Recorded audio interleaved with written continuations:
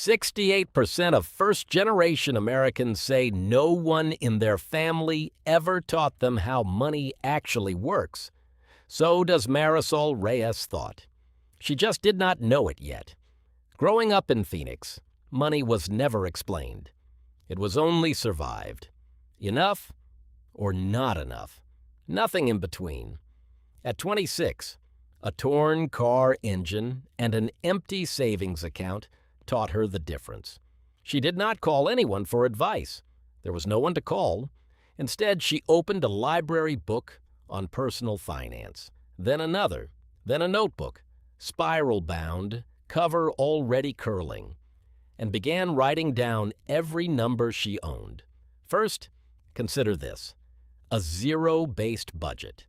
Every dollar assigned a job before it ever arrived. Then look at this: $300 a month, redirected into an index fund she had never heard of a year earlier. Now add this: an emergency fund, 4 months deep, built one paycheck at a time. She was not chasing wealth. She was chasing a floor to stand on. 3 years later, Marisol still keeps that notebook. The cover is gone now. The numbers inside are not. She did not inherit a plan. She wrote one. But Marisol's story is not unique. Cedric carried $140,000 in debt for 11 years. Every year, he told himself the same thing: a bigger paycheck would eventually fix it. It never did, because he never once looked at where the money actually went. At 34, in a quiet apartment in Charlotte, he sat down on the kitchen floor with a stack of statements he had been avoiding for months. He stayed there a long time. He thought about his son asleep down the hall. He thought about the version of himself that kept promising this would be the year. The old voice came, loud and familiar. It said, "You have tried this before. You will try it and quit again, like always." For a moment he did not move. Then quietly he stood up. Not because he felt ready, because sitting there was not going to change the number. He bought a notebook like Marisol's.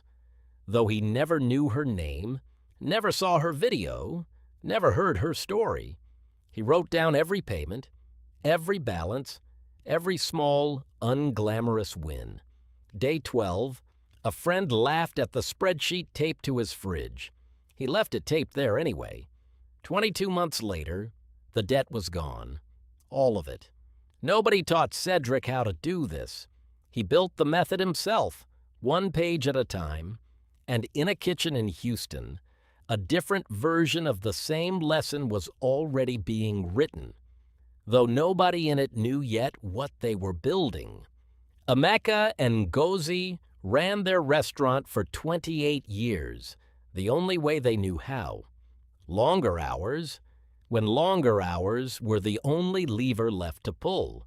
They believed, the way most small business owners believe, that growth had a ceiling, and that the ceiling was fixed. Their son Tobena did not believe that. He started filming the kitchen almost as a joke. His mother's hands folding dough. His father calling out orders in 2 languages at once. He did not expect anyone to watch, but here is what nobody in that kitchen knew yet. The videos were already moving, slowly, then all at once. A week of strangers filling the dining room, then a month, then regulars who had found them from a screen, not a street. For the first time in 28 years, income was growing from something other than more hours worked. Ngozi still keeps the restaurant's order ledger, the same kind of worn, hand-filled notebook Marisol carried, the same kind Cedric taped his numbers beside. Nobody in these 3 stories ever met. Nobody shared a notebook, and yet somehow every one of them built the same tool by hand, because it was the only one available to people nobody had taught. Here is the truth all 3 of them prove, separately, without ever knowing it. A budget is a map. It shows the route. But nobody handed any of these three a compass. The belief that this was even possible for someone like them. So each of them built the compass first, by hand, before the map ever made sense. The wisdom that builds wealth is rarely inherited. It is written by hand by the first person in the family willing to start. If this is the kind of truth you are looking for, subscribe.